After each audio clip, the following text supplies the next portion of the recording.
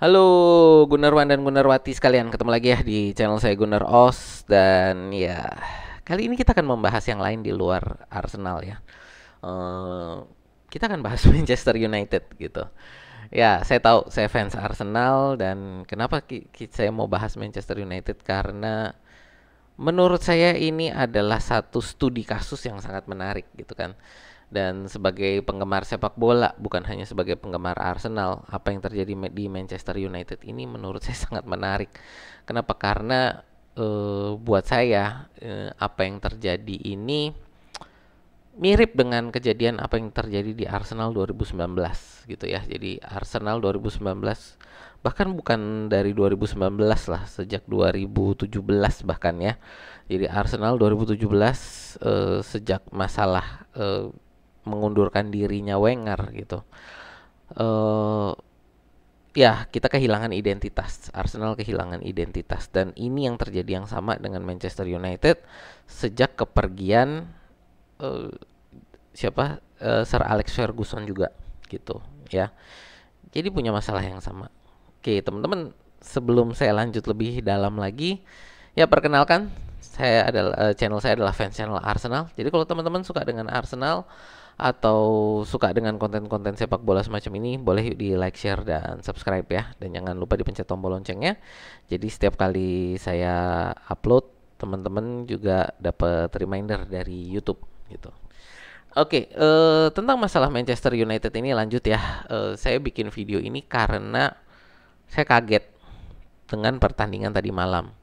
Ya, pertandingan tadi malam ini pertandingan El Sakiko lah, saya bilang, bisa dibilang El Sakiko. Ya, pertandingan antara dua manajer yang ada di kursi panas, yang pekerjaannya ini ada di ujung tanduk ya, antara Erik ten Hag dan Ange Postecoglou. Ya, sama-sama keduanya dalam kondisi tekanan secara hasil dan juga dari fans gitu ya. Fans mulai bertanya-tanya. Fans United mulai bertanya-tanya tentang Erik ten Hag, fans Spurs sendiri juga mulai bertanya-tanya tentang Ange Postecoglou, di mana keduanya ini apakah memang cocok untuk mengepalai klub masing-masing gitu kan. Dan ternyata hasilnya ini sangat mengagetkan ya. Kita bisa lihat sebentar. Ya, ini hasilnya adalah 3-0, di mana ini sebentar, saya posisinya saya benerin dulu. Oke, ya ini hasilnya 3-0, dengan kemenangan bagi Spurs ya. Sama sekali tidak ada perlawanan dari United. Dan lebih parahnya lagi, ini kita kalau bisa lihat sebentar, saya mau lihat ini di sini ya. Di momentum ini, kita lihat momentumnya. Spurs menguasai pertandingan ya, secara momentum kita bisa lihat lebih banyak mengancam gawang United ya. Spurs ini lebih banyak putihnya. Secara possession juga Spurs yang lebih banyak. Expected goals-nya 4,67 dengan total shots 24 dan big chances-nya 9. Ini sangat mengejutkan. Kenapa? Karena ini di Old Trafford ya. Jadi ini di Old Trafford dengan hasil seperti ini sangat mengejutkan. Saya mungkin bukan hanya skor 3-0-nya aja, tapi bahwa permainannya seperti ini gitu kan. Apakah Manchester United bermain counter attack? Enggak juga sih. Tadi malam saya lihat nggak bermain counter attack, atau kalaupun bermain counter attack, saya nggak melihat dengan jelas itu counter attacknya di mana gitu ya. Jadi sangat membingungkan apa sebenarnya Ten Hag itu kemarin mainnya kayak apa gitu ya. Jadi ya ini satu hal yang menurut saya menjadi catatan juga mungkin harusnya bagi para fans Manchester United, dan mungkin juga dari para petinggi Manchester United. Lalu kalau kita lihat balik lagi tadi ke line up, kita bisa lihat bahwa ini pemain Manchester United ini adalah pemainnya Erik ten Hag, hampir semuanya pemainnya Erik ten Hag. Bahkan saya bilang Rashford dan Bruno Fernandes ini adalah pemainnya ten Hag. Ya, kenapa saya bilang ini pemainnya ten Hag? Rashford itu yang perpanjang kontrak ten Hag ya, karena harusnya ini dia kontraknya sudah mau habis, dan bukannya dijual atau dilepaskan secara gratis, justru Rashford ini diperpanjang kontraknya. Ya, diperpanjang kontraknya dan menjadi salah satu pemain dengan gaji tertinggi bukan hanya di Manchester United tapi juga di EPL gitu ya. Jadi ini sangat tinggi gajinya Rashford. Lalu Bruno Fernandes ini adalah Ten Hag yang menjadikan dia kapten, ban kapten itu dari Maguire ya. Dari Harry Maguire ditarik diberikan kepada Bruno Fernandes gitu. Dan ya jadi ini kita kalau bisa bilang 1 2 3 4 5 6 7 8 9 pemain yang ada di lapangan ini adalah pemainnya Erik ten Hag ya. Jadi ini menurut saya tidak bisa menjadi alasan lagi bahwa Ten Hag ini tidak didukung ya. Secara pemain dia sudah dibelikan pemain yang dia pengen ya. Seperti kalau gini di sini kita lihat De Ligt, Ugarte, Zirkzee ini kan pemain yang baru diambil kan musim ini untuk memperkuat Manchester United, dan ini semua adalah pemain yang diinginkan oleh Erik ten Hag. Jadi tidak ada dibilang tidak didukung. Lalu juga saya mau ngomong ini staff ya. Jadi bukan hanya pemain, staff. Untuk staff ini kita mulai ini beritanya kan dari Cristiano Ronaldo ya, yang bilang bahwa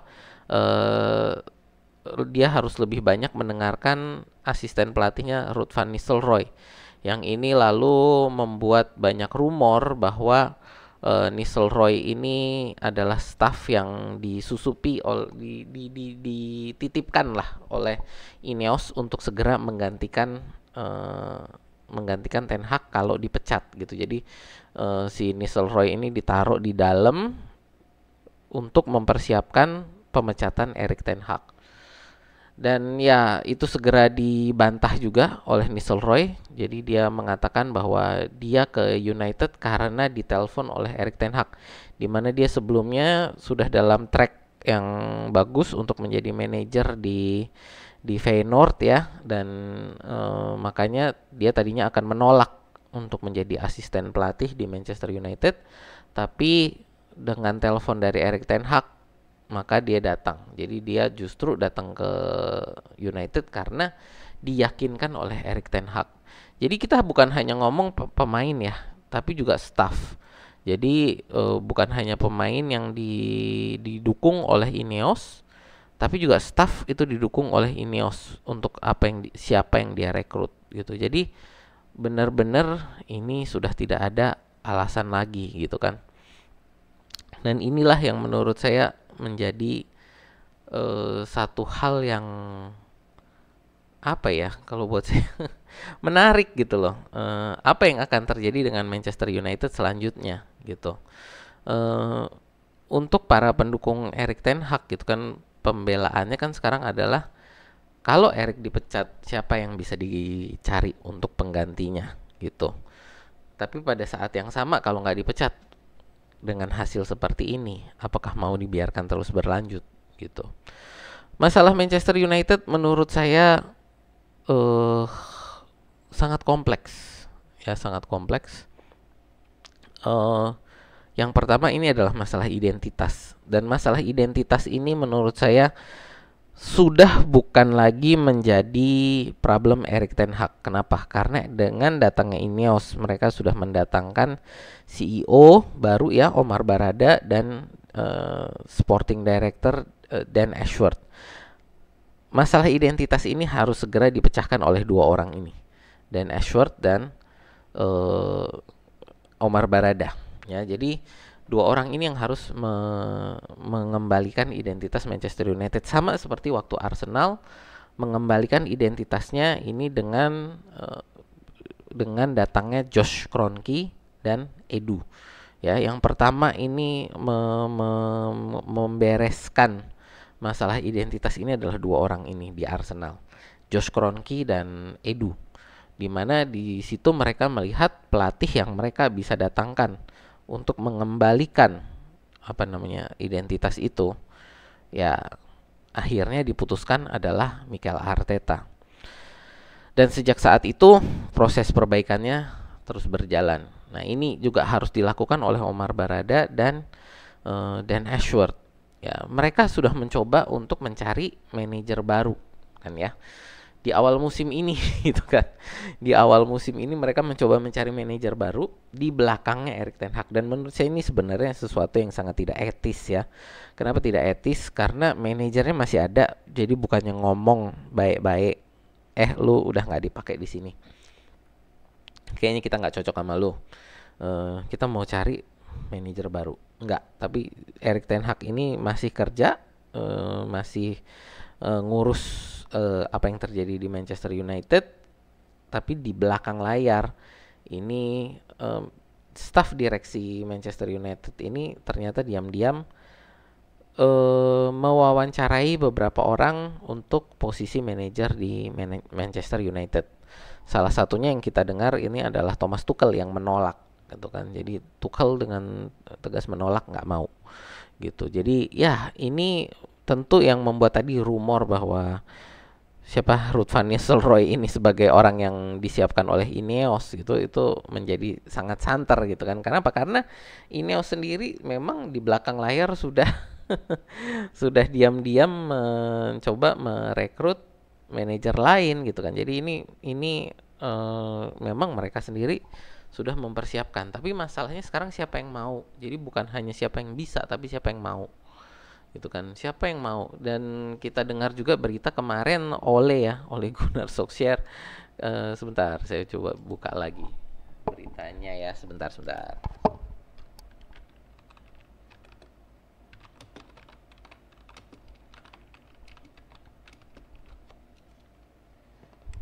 Oke, news.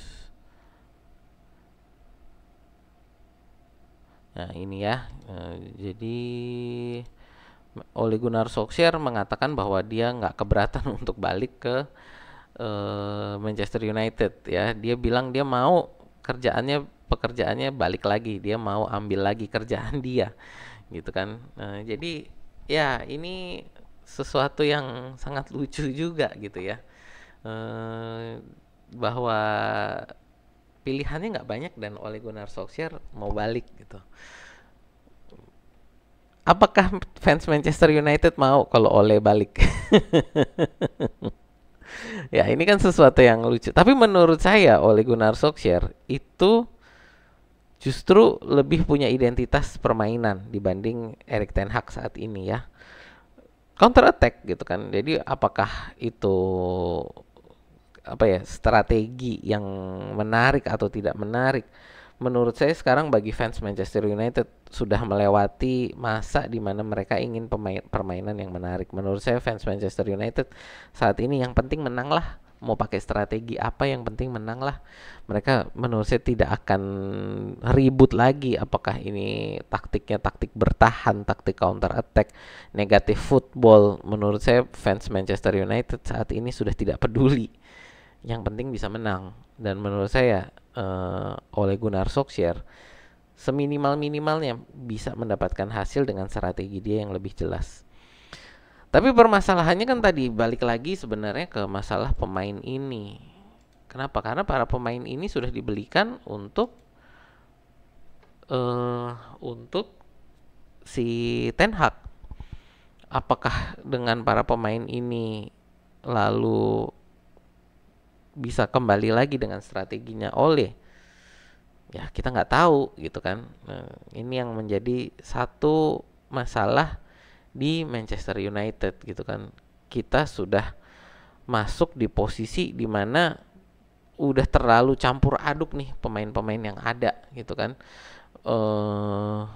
Cara bermain yang ingin dilakukan juga sudah campur aduk, dan dengan pembelian-pembelian pemain seperti ini, apakah Manchester United mau kembali ke Ole Gunnar Solskjaer yang cara permainannya, strategi permainannya, identitas permainannya ini akan bertolak belakang dengan pemain-pemain yang sudah ada gitu kan. Ini yang menjadi satu tanda tanya, apalagi juga dengan bukan pengumuman lah, lebih ke pernyataan gitu kan, dari siapa, Omar Barada ya, itu yang mengatakan bahwa Manchester United itu akan sebentar ini ya, akan juara lagi 2028 gitu kan. Sebentar saya buka dulu ya.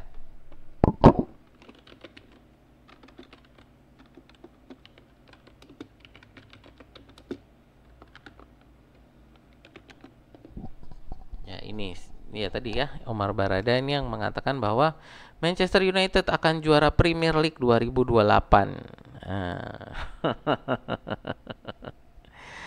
apakah ini kan sekarang 2024 2025, berarti kita ngomong adalah 3 musim ke depan. Apakah ini suatu target yang realistis? Ya ini balik lagi sebenarnya menurut saya orang-orang yang hadir ke United ini banyak yang terlalu koar-koar. Erik ten Hag terlalu koar-koar akan mengakhiri era Pep dan Klopp. Lalu pemain seperti Anthony gitu kan ya, koar-koar bahwa mereka yang akan menjadi apalah ya penyelamat United gitulah kan ya. Lalu juga sekarang CEO-nya koar-koar akan juara IPL 2028. Apakah ini target yang realistis dengan keuangan dan kondisi yang ada sekarang gitu kan? Who knows gitu kan ya, sepak bola ini olahraga yang rada aneh. Kadang yang di atas kertas dengan apa yang terjadi di lapangan ini sangat bertolak belakang gitu kan. Yang harusnya bisa menang ternyata kalah, yang harusnya kalah ternyata bisa menang. Apakah kali ini koar-koarnya CEO-nya Manchester United 2028 akan terjadi? Ya, nggak tahu gitu kan. Yang pasti bahwa seminggu ke depan menurut saya ini akan menjadi minggu yang sangat menarik bagi Manchester United. Bukan hanya bagi para fans ya, tapi juga para pemain dan para pengamat. Ya buat saya juga ini sebenarnya sesuatu yang menarik gitu kan. Sebagai seorang pengamat sepak bola, ya saya bukan pundit lah ya, lebih ke pengamat gitu. Penikmat sebagai penikmat sepak bola ini menjadi satu hal yang sangat menarik untuk diperhatikan. Kenapa? Karena ya ini kita melihat untuk pembangunan ulang sebuah klub gitu kan, yang dimana klub saya Arsenal sudah melakukan, dan kita sekarang menjadi pesaing IPL selama 2 musim berturut-turut. Manchester United menurut saya masih jauh dari kembali gitu ya sebagai pesaing. Chelsea bahkan menurut saya lebih dekat gitu kan, dengan walaupun juga saat ini Chelsea dalam kondisi mereka juga lagi gonjang-ganjing gitu kan. Apalagi ada masalah pemiliknya lagi perang saudara juga. Nah, ini jadi apakah gonjang-ganjing ini akan mempengaruhi Manchester United? Ya kita nggak tahu. Dengan target 2028, menurut saya kita lihat Manchester United ini harus segera memutuskan mau stay dengan Erik ten Hag atau harus segera mencari pemain yang manajer yang baru. Kenapa target 2028 ini nggak panjang? Ya 2028 itu kan 3 musim lagi gitu kan. Termasuk kita menghitung musim ini 24 25 25 26 iya 3 musim setelah musim ini. Sekarang kan 24 25 25 26 26 27 27 28. Jadi kalau kita lihat ini 4 musim lah ya. Apakah musim ini mau dicoret gitu kan dengan membiarkan Erik ten Hag selesai sampai 1 musim, atau memang mau mempersiapkan mulai dari sekarang gitu. Ya, karena target sudah dicanangkan 2028. Kalau tidak kesampaian gimana? Seminimal-minimalnya kan adalah 2028 mereka harus bisa menjadi pesaing di IPL gitu kan. Harus bisa mepet yang ada di papan atas. Siapa di peringkat 1, peringkat 2 harus bisa mepet di sana. Kalau nggak bisa, ya menurut saya berarti targetnya tidak tercapai. Gitu ya. Ya itu sih, ini kenapa saya tertarik, karena ya saya ingin mengungkapkan pendapat saya aja. Dan saya ingin ya melihat perkembangannya bagaimana, karena ini adalah satu satu apa ya satu uh, satu masalah, satu apa subjek yang saya suka ngomongin sudah dari sejak sebentar saya buka dulu ini, sejak channel saya ini dibuat gitu kan. Ya ini kita lihat playlist ya, ini ya Kita lihat di sini. Ya ini ya. Di sini saya ada playlist ya. Nah, ini playlistnya ini udah dari sejak channel saya dibuat. Kenapa saya buat seperti ini? Karena teman-teman saya banyak yang fans Manchester United juga. Ya, jadi ya ini kalau saya bikin-bikin video seperti ini, saya sebenarnya lebih banyak adalah untuk banter dengan teman-teman saya ya. Ya ini. Tapi menurut saya ini juga satu hal yang menarik. Kenapa? Karena ya tadi sekali lagi saya bilang Arsenal pernah punya masalah yang sama. Jadi saya sangat tertarik untuk melihat bagaimana klub lain ini memecahkan masalah yang sama gitu kan. Apakah dengan cara yang sama, dengan cara yang berbeda? Itu buat saya sesuatu hal yang menarik untuk dilihat dan diperbandingkan gitu ya. Kita bisa lihat saat ini ada satu klub lain lagi yang punya masalah yang sama, Chelsea. Ya, ini menurut saya juga saya ingin melihat apakah Chelsea akan kembali seperti era Abramovich atau mereka akan menemukan kembali formula yang lain untuk bisa kembali gitu. Ya, jadi ini hal yang sangat menarik lah buat saya. Gitu ya. Ya itu aja sih dari saya, udah lama nih saya ngomongnya ya tentang masalah Manchester United ini. Plus dengan hasil tadi malam ini ya kita juga akan lihat lah perkembangannya bagaimana. Tadi saya sempat lihat ada video juga bahwa para petinggi Manchester United sedang melakukan rapat darurat, melakukan telepon untuk rapat darurat, bukan telepon lah ya tadi ada intinya para petinggi Manchester United ini saat ini sedang mempersiapkan rapat darurat gitu kan. Apakah mau mempertahankan atau mengganti Erik ten Hag. Ya itu aja sih paling dari saya. Terima kasih yang sudah nonton nih sampai panjang banget ya, ini videonya udah 20 menit lebih. Untuk apa ya? Lebih ke omongan gak jelas. Omongan gak jelas saya tentang klub lain lah gitu ya. Intinya sih itu aja. Terima kasih yang udah nonton. Sampai jumpa di video kita berikutnya. Dan ya kita lihat perkembangan Manchester United ini ke depannya akan sebagaimana. Terima kasih.